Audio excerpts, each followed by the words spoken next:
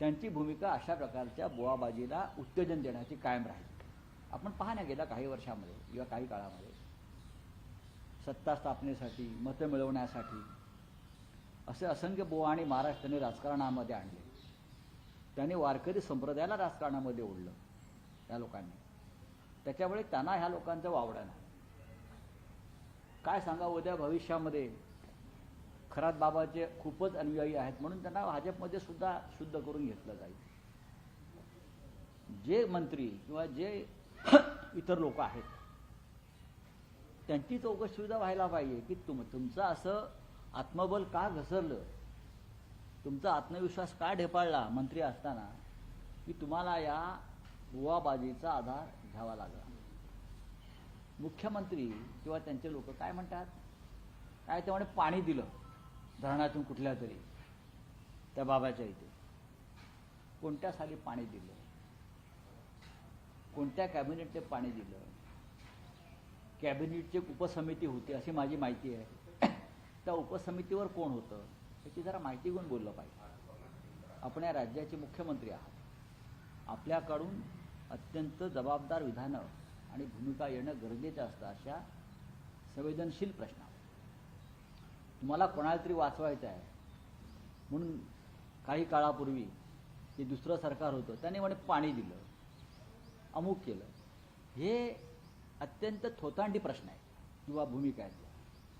मूळ प्रश्न असा आहे की तुमच्या मंत्रिमंडळातले, देवेंद्रजी मी काय ऐकतो ते समजून घ्या, तुमच्या मंत्रिमंडळातले कोणते मंत्री सातत्यानं त्या खरात बाबांकडे जात होते, त्यांना सर्व गुन्ह्यांची कल्पना होती.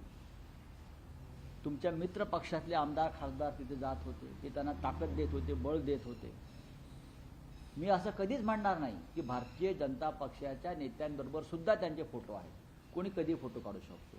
तसे फोटो पाहिलं तर अमित शहांबरोबर आहेत, देवेंद्रजींबरोबर आहेत, चंद्रकांत पाटलांबरोबर आहेत ना. राधाकृष्ण विखे पाटील तर पाटावर बसून विधी करतायत, करंगळीनं पाणी सोडतायत.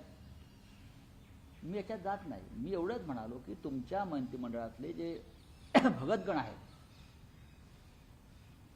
त्यांच्याविषयी तुमची भूमिका काय. एक तर तुम्ही रामभाऊ म्हाळगी प्रतिष्ठानमध्ये या सगळ्यांसाठी, या भोंदूगिरीविरुद्ध जे त्यांचं मानसिक संतुलन बिघडलेलं आहे, तर त्यांना महाराष्ट्राच्या पुरोगामित्वाविषयी धडे देण्यासाठी त्यांच्यासाठी एखादं शिबिर ठेवा या मंत्र्यांसाठी की महाराष्ट्र काय आहे, महाराष्ट्राची परंपरा काय आहे हे त्यांना सांगा.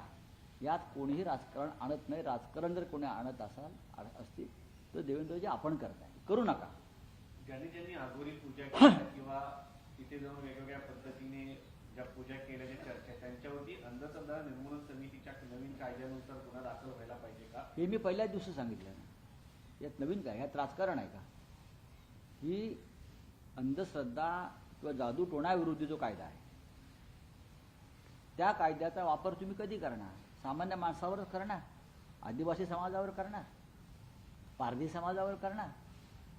हे तुमचे मंत्री, उपमुख्यमंत्री, खासदार, पक्षाचे अध्यक्ष, तुमच्या मित्रपक्षाचे अध्यक्ष, बरं का, हे सगळे तुमच्या मित्रपक्ष जे आहेत, सत्तेचे अध्यक्ष, त्या प्रांताध्यक्ष आहेत, हे सगळे त्यांचे भक्त आहेत.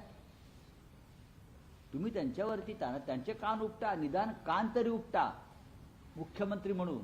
सीएम म्हणतात की फक्त फोटोवरून विरोधकांनी राजकारण करून हे सर्वांसोबतचे फोटो आहेत आणि बाकीचे पुरावे त्यांच्याकडे आहेत असं ते म्हणतात. मी आता काय बोललो वेगळं, कोणाचे कोणाबरोबर फोटो आहेत म्हणून आम्ही त्यांना काही भूमिका आमची मांडणार नाही. असे कोणी कोणाबरोबर फोटो काढतात. पण राष्ट्रीय स्वयंसेवक संघ आणि भाजपाला अशा बुवाबाजीचा नाद आहे मतांसाठी, हे मात्र तेवढंच खरं. त्यांच्या दृष्टीनं हेच हिंदुत्व आहे. जे मगाशी म्हणालो की वारकरी संप्रदाय, अनेक संप्रदाय जे आहेत ते आतापर्यंत राजकीय याच्या रिंगणामध्ये नव्हते, त्यांना सुद्धा राजकारणात आणण्याचं काम वारकरी संप्रदायाला भारतीय जनता पक्षाने किंवा संघाने केलं. हे आतापर्यंत आम्ही पाहिलं नव्हतं महाराष्ट्रामध्ये. प्रत्येक गोष्टीत आध्यात्मिक विषयात सुद्धा राजकारण आणण्याचं काम भारतीय जनता पक्ष आणि संघ परिवाराच्या काही शाखांनी केलेलं आहे. त्याच्यामुळे आम्हाला चिंता वाटते. अशा प्रकारचे बुवा महाराज वगैरे वगैरे जे आहेत गंडेदोरेवाले, हेच त्यांचं हिंदुत्व आहे. मुख्यमंत्र्यांच्या विरोधात देखील पूजा केल्या गेल्या राजकीय नेत्यांकडनं. याच्यावरती झालं बोलून माझा नाही. बोला. सर, काल खासदारांची बैठक मातोश्रीवरती पार पडली. नाराज खासदारांची समजूत काढली गेली किंवा त्यांच्या काही समस्या ऐकून घेतल्या गेल्या असं सांगितलं. खासदार जर नाराज असतील तर ते शिवसेना पक्षावर किंवा शिवसेना पक्षप्रमुखांवर नाराज नाही आहेत. त्यांची तीव्र नाराजी आहे ती देवेंद्र फडणवीस आणि नरेंद्र मोदी यांच्या कार्यपद्धतीवर आहे. तुम्ही विरोधी पक्षाच्या खासदारांना 1 रुपयाचा निधी देत नाही, त्याच्यामुळे मतदारसंघात कामं करता येत नाही. तुम्ही सत्ताधारी पक्षाच्या खासदारांना, कोट्यावधीच्या आमदारांना निधी देता आणि शिवसेना, काँग्रेस, शरद पवारांचा राष्ट्रवादी काँग्रेस या खासदारांना तुम्ही निधी देत नाही. त्याच्यामुळे कोंडी होते खासदारांची. ही नाराजी कालच्या बैठकीमध्ये व्यक्त झाली. सर, उद्धव ठाकरे आज निवृत्त होत आहेत, त्यांचा कार्यक्रम आहे, तर त्यांच्या जागेवरती ते स्वतः पुन्हा येणार की एखाद्या कार्यकर्त्याला संधी देणार? कारण त्यांच्या काही तब्येतीमुळे मर्यादा आहेत. अशा परिस्थितीत नवीन कार्यकर्त्याला संधी द्यावी अशी एक चर्चा समोर येते पक्षामध्ये. पक्षामध्ये चर्चा जर समोर आली असेल तर मला माहीत पाहिजे ना. पक्षामधली चर्चा मुंबईतली दिल्लीमध्ये येत नाही अशी आमच्या पक्षात. एक सांगतो मी तुम्हाला, असं काही नाही आहे. आज माननीय उद्धव ठाकरे आणि इतर काही विधान परिषद सदस्यांचा निरोप समारंभ आहे. त्यानंतर नव्याने निवडणुका होतील. महाविकास आघाडीच्या संख्याबळानुसार आम्हाला किती जागा मिळतात ते पाहावं लागेल. अर्थातच राज्याचे माजी मुख्यमंत्री निवृत्त होत आहेत, त्याच्यामुळे आम्हाला एकत्र बसून विचार करावा लागेल. तर जनगणना जाहीर झाली आहे, मात्र जनगणना पूर्ण व्हायला 2027 लागणार आहे आणि डिलिमिटेशन 2029 पर्यंत पूर्ण करायचं. तुम्हाला काय वाटतं, डिलिमिटेशन 2029 पर्यंत निवडणुकांच्या अगोदर पूर्ण होईल का? पाहू आता भाजपच्या मनात काय.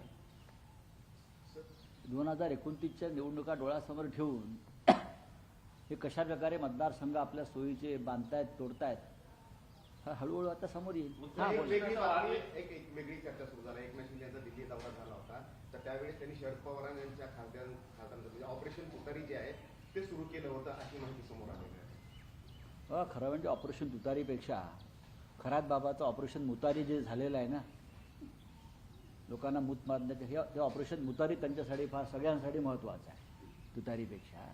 कारण देवेंद्र फडणवीसांनी ऑपरेशन मुतारी सुरू केलं आहे तिकडे, हे माहिती आहे का त्यांना.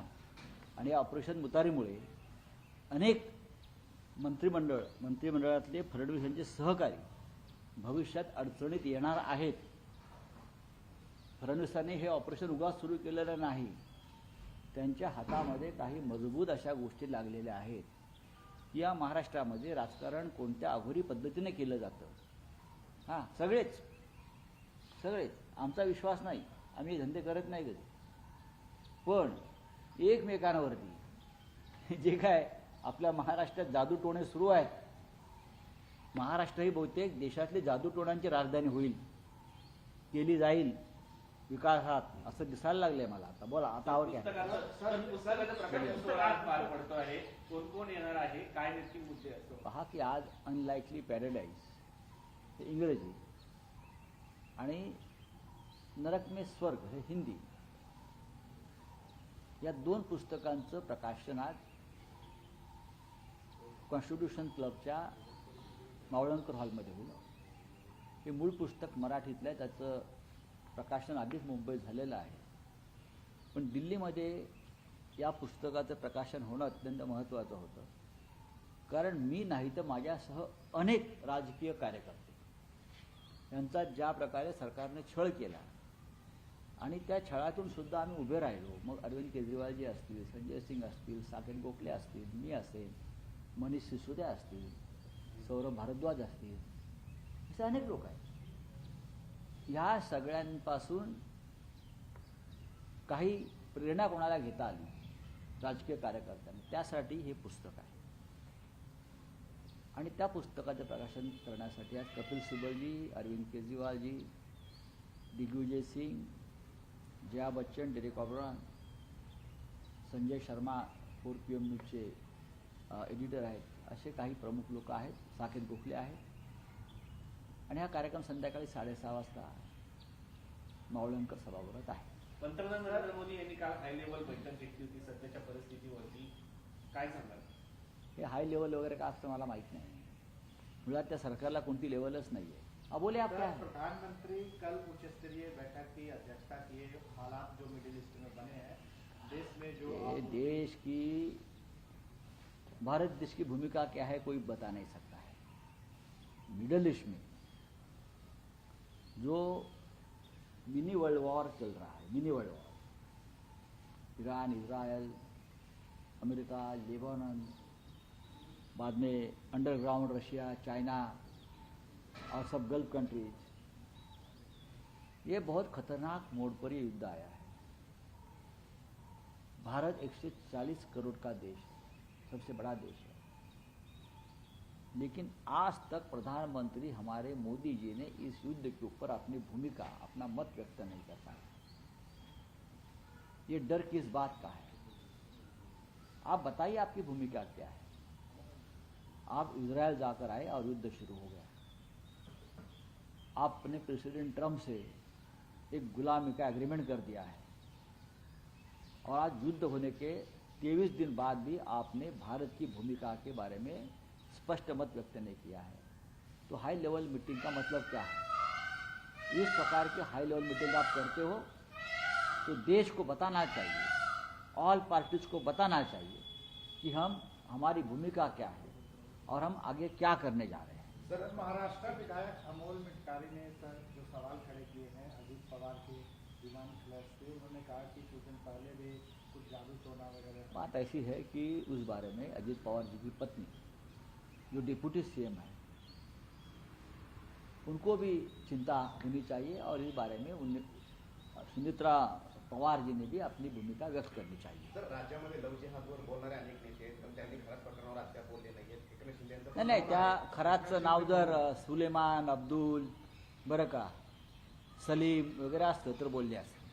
हा जो खरात बुवा आहे, हां, त्याचं नाव तर सुलेमान, अब्दुल, हां, वगैरे, सलीम, औरंगजेब, अशी तसं नावाचा जर तो कोणी असता तो 100% या भारतीय जनता पक्षाची जी टोळधाड आहे लव जिहादवाली, तिनं रस्त्यावरती उतरून हैदोस घातला असता. पण आता त्यांची तोंड शिवली गेलेली आहे.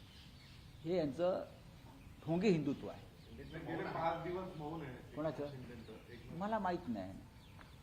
मौन आहे आमच्या दोघांमध्ये तर गेले 4 वर्ष मौन आहे ना. आम्ही दोघे मौनच आहोत. आम्ही कुठे बोलतो आम्ही काय? मधल्या काळात एक कॉल केला होता.